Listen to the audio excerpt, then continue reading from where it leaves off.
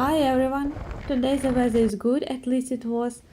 I really hope it won't get worse. So now we are heading to the bunkers of World War I and II. We packed our bikes. Here we are near the yellow building where tickets are sold and it's the beginning of the route.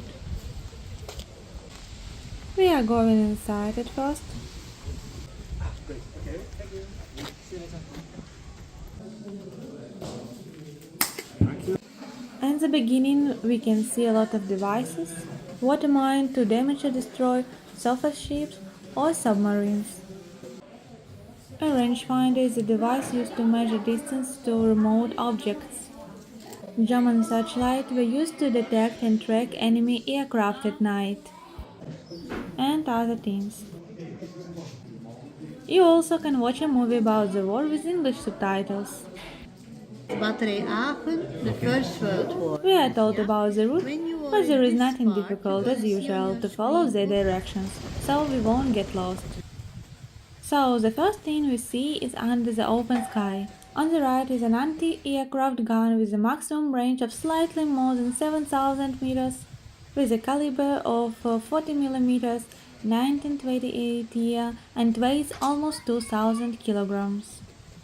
But on the left it's already a naval gun with a larger caliber, 47 millimeters, and a range of almost 4 kilometers. Weight is 240 kilograms, give or take 1900 years. And the torpedo with a caliber of 530 millimeters, a range of 12,000 meters, and 1,500 kilograms. All this is located next to the modest pavilion where Prince Carol lived. Some of the furniture was once part of Napoleon Bonaparte's furniture. Dishes that once belonged to King Albert and were used by Prince Charles were placed in the kitchen cupboard. The unopened wine bottles of 1893 and 1934 come from the Prince's wine cellar. So let's go further.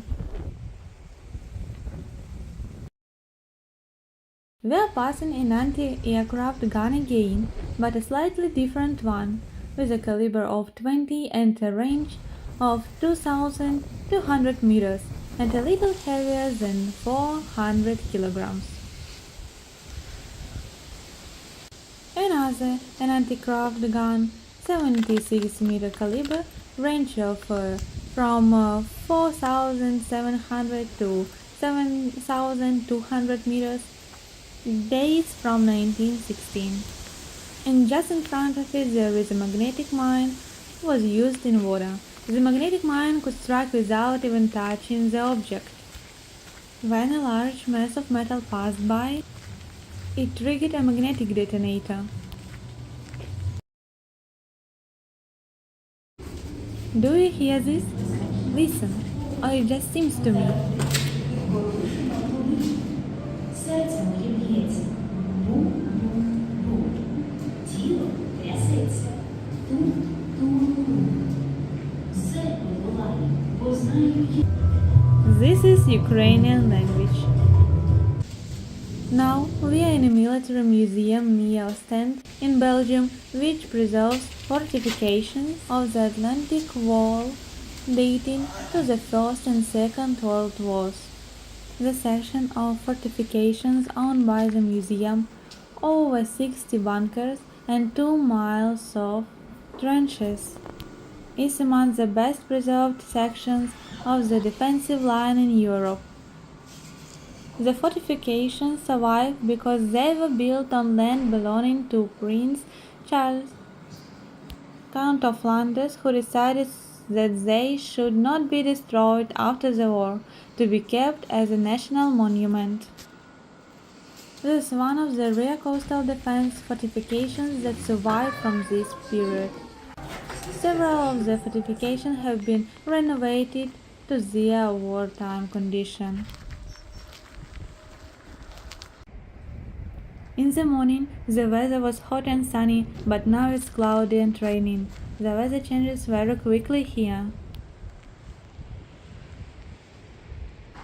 Possible someone may be interested. There is only sea and nothing further. Why were guns placed here and fortifications built? But it makes sense. These shores and beaches are the most convenient, just perfect for landing operations, and the Germans understood this really well. That's why they did this. Anti-craft guns were prepared, also weapons against marines, mirages, since light ships couldn't approach the shore because they would run aground. This is why mirages were used. But since they prepared to welcome guests here, so they landed in Normandy. 5 sectors on the coast of Normandy were chosen for landing. There were rocks around the coast for many kilometers, and only this strip of coast was suitable for landing people and, most importantly, equipment. Not a very convenient place for landing, but the other shores were too well prepared.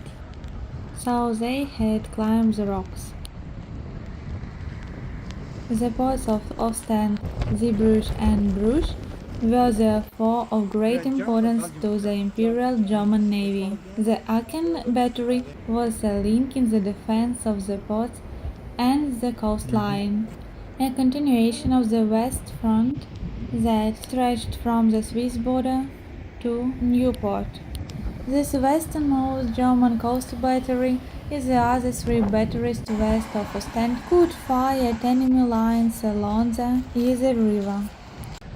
On this piece of the conquered Belgian coast, the German troops removed as many landmarks visible from the sea as possible. For instance, they demolished the Ostend lighthouse, burned down the Norwegian chalet constructed by order of Belgian King Leopold, and in early 1915 they destroyed 2 leading lights for ships, one on the top of the dune and the other on a metal tower.